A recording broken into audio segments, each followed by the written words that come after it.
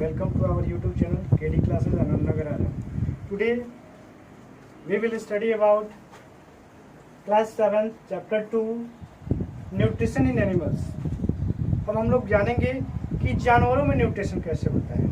ठीक है, पहले देखते हैं कि फूड टेकिंग प्रोसेस क्या होता है. Different way of food taking मतलब भोजन को ग्रहण करने का बहुत सारा तरीका होता है.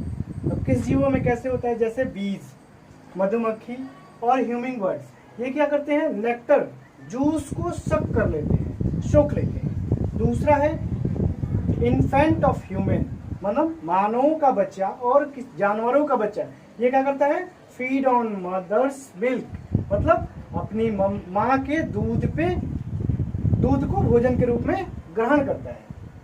अब तीसरा होता है स्नेक लाइक पाइथन, सांप जैसे कि पाइथन, ये क्या करता है, अपने शिकार को निगल लेता है. और सम एक्वेटिक एनिमल्स, कुछ जो पानी में रहने वाले जीव होते हैं वो फीड अपॉन फ्लोटिंग पार्टिकल्स, उनके नज़दीक में जो पार्टिकल्स फ्लोट तैरते रहते हैं उनको अपने भोजन के रूप में ग्रहण कर लेते हैं. अब हम लोग देखते हैं डाइजेशन क्या होता है. तो the process of break down complex compound into simpler substance. The process of breakdown complex compound into simpler substance. Complex compounds को सिंपलर सब्सटेंस में तोड़ने की प्रक्रिया को ही हम लोग क्या कहते हैं, डाइजेशन कहते हैं. डाइजेशन इन ह्यूमन, मानवों में डाइजेशन कैसे होता है. पहला डाइजेशन का पहला स्टार्टिंग होता है हमारे माउथ से.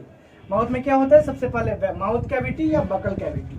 उसके बाद हमारा जो भोजन है वो ऑसोफेगस में जाता है, ऑसोफेगस के द्वारा स्टोमच तक पहुंचता है, उसके बाद स्मॉल इंटेस्टाइन, उसके बाद लार्ज इंटेस्टाइन और उसके बाद एनस के थ्रू बाहर निकल जाते हैं. अब इसके बारे में हम लोग डिटेल्ड पढ़ेंगे कि माउथ कैविटी में कौन कौन से अंग होते हैं, ऑसोफेगस में कौन सी क्रिया होती है, स्टोमच में कौन कौन से जूस निकलते हैं या कैसे कैसे होता है, और स्मॉल इंटेस्टाइन में भी कुछ जूस निकलते हैं, और लार्ज इंटेस्टाइन में क्या होता है और कैसे भोजन जो है अंततः हमारे एनस के द्वारा बाहर निकलता है. इसके बारे में विस्तृत रूप से हम आगे पढ़ेंगे. अब हम लोग माउथ कैविटी या बकल कैविटी के बारे में जानते हैं. माउथ कैविटी क्या होता है, तो माउथ कैविटी में हमारे मुंह के अंदर दांत होते हैं और उसमें क्या होता है, यहाँ से पैंक्रियाटिक जूस स्लेवरी ग्लैंड्स होते हैं जो कि स्लाइवा निष्कासित करते हैं. टाइप्स ऑफ टीथ, कितने प्रकार के दांत होते हैं, हमारे 4 प्रकार के दांत होते हैं, मोलर, प्रीमोलर, कैनाइन और इंसाइजर. ठीक है, तो बच्चों अब हम इंजेशन देखेंगे. इंजेशन क्या होता है, the process of taking food into the body, जो भोजन को शरीर के अंदर लेने की प्रक्रिया को हम इंजेशन कहते हैं. ठीक है, भोजन को शरीर के अंदर लेने की प्रक्रिया को हम इंजेशन कहते हैं. अब आते हैं मिल्क टीथ क्या होता है. The first set of teeth, जो पहला सेट ऑफ टीथ बचपन में हमारे जो दांत होते हैं, जो फर्स्ट सेट होते हैं उसको हम लोग मिल्क टीथ बोलते हैं, जो कि 6 से 8 वर्ष की आयु में क्या हो जाते हैं, गिर जाते हैं. अब आता है तीसरा परमानेंट टीथ. परमानेंट टीथ क्या होता है, the teeth replace the milk teeth, जो दूध के दांत को रिप्लेस करते हैं. 6 से 8 की आयु में जब मिल्क टीथ फॉल हो जाते हैं, गिर जाते हैं, और उनको जो टीथ रिप्लेस करते हैं वो परमानेंट टीथ कहलाते हैं. बकल कैविटी के अंदर आता है हमारा स्लाइवा क्या होता है, हमारे माउथ के दोनों साइड में यहाँ पे स्लेवरी ग्लैंड्स होते हैं जो कि लार ग्रंथि जिनको हिंदी में बोलते हैं. वो क्या करते हैं, स्लाइवा को स्रावित करते हैं, जो हमारे भोजन के पाचन में महत्वपूर्ण अंग होते हैं. तो स्लाइवा क्या करता है, saliva break down the starch into sugar. Saliva का काम क्या है, स्टार्च को तोड़ के शुगर के रूप में परिवर्तित करता है.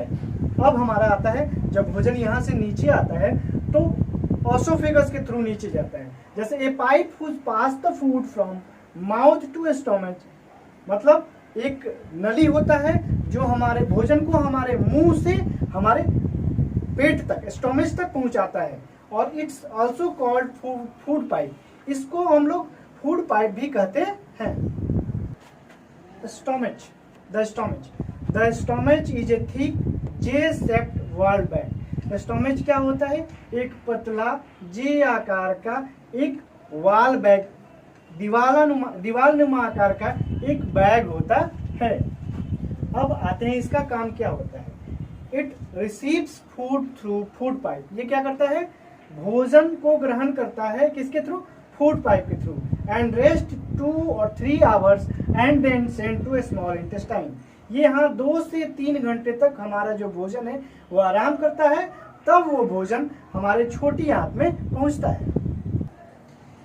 अब स्टोमेच का वर्क क्या होता है? In the inner lining layer of the stomach secrets mucus, hydrochloric acid and digestive juice. जो अंदर का लाइनिंग लेयर होता है किसका? स्टोमेच का, वो सीक्रेट करता है, स्रावित करता है क्या? म्यूकस, हाइड्रोक्लोरिक एसिड और डाइजेस्टिव जूस। अब हम लोग क्या देखेंगे कि हाइड्रोक्लोरिक एसिड क्या काम करता है, म्यूकस का क्या काम होता है और डाइजेस्टिव जूस का क्या काम होता है।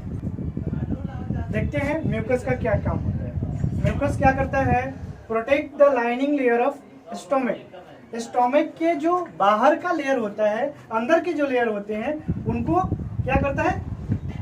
सुरक्षित करता है, बचाता है। हाइड्रोक्लोरिक एसिड का क्या काम होता है? हाइड्रोक्लोरिक बहुत सारे बैक्टीरिया को, हमारे पेट में उपस्थित बहुत सारे बैक्टीरिया को हाइड्रोक्लोरिक एसिड जो है उसको मार देता है। डाइजेस्टिव जूस क्या होता है?